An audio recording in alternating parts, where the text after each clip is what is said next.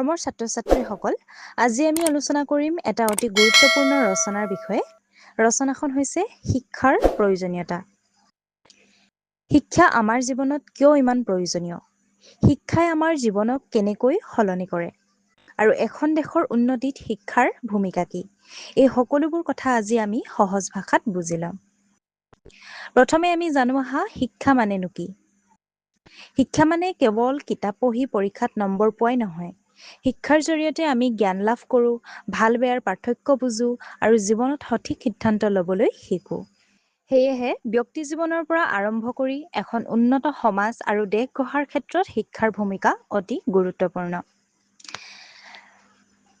তাৰপিছতে শিক্ষাৰ প্ৰয়োজনীয়তা চোৱা। শিক্ষাই মানুহৰ মন মগজুৰ বিকাশ সাধন কৰে। এজন শিক্ষিত মানুহে নিজৰ অধিকাৰ আৰু কৰ্তব্যৰ বিষয়ে সচেতন হয়। শিক্ষা লাভ কৰিলে মানুহে আত্মনিৰ্ভৰশীল হ'ব পাৰে আৰু নিজৰ জীৱনটো সুন্দৰভাৱে পৰিচালনা কৰিব পাৰে।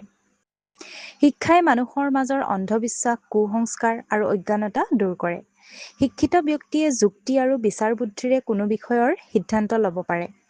শিক্ষা মানুহৰ নৈতিক চৰিত্ৰ গঠনত সহায় কৰে আৰু সমাজত শান্তি শৃংখলা আৰু ভাতৃত্ববোধ স্থাপন কৰে। এখন দেশৰ উন্নতিৰ মূল ভেটিয়েই হৈছে শিক্ষা। চিকিৎসক, অভিযন্তা, শিক্ষক, বিজ্ঞানী, প্ৰশাসক আদি বিভিন্ন ক্ষেত্ৰৰ দক্ষ ব্যক্তি শিক্ষাৰ জৰিয়তেই গঢ় লৈ উঠে। দেশৰ অৰ্থনৈতিক, সামাজিক আৰু বৈজ্ঞানিক উন্নয়নৰ বাবেও শিক্ষাৰ প্ৰয়োজনীয়তা আছে।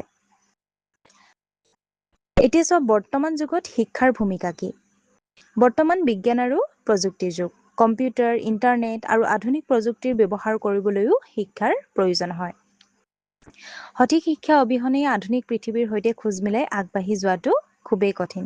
সেয়েহে প্ৰতিজন ব্যক্তিয়ে নিজৰ সামৰ্থ্য অনুসৰি শিক্ষা লাভ কৰা উচিত।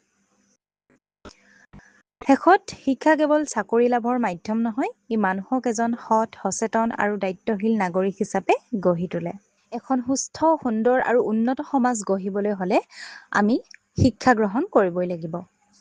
যদি আপুনি ভিডিঅ'টো ভাল পাইছে, তেন্তে অনুগ্ৰহ কৰি লাইক কৰক, আপোনাৰ বন্ধুবৰ্গৰ সৈতে শ্বেয়াৰ কৰক আৰু অধিক শিক্ষামূলক ভিডিঅ'ৰ বাবে অনুগ্ৰহ কৰি আমাৰ চেনেলটো ছাবস্ক্ৰাইব কৰক আৰু ঘণ্টাৰ আইকনটো টিপক।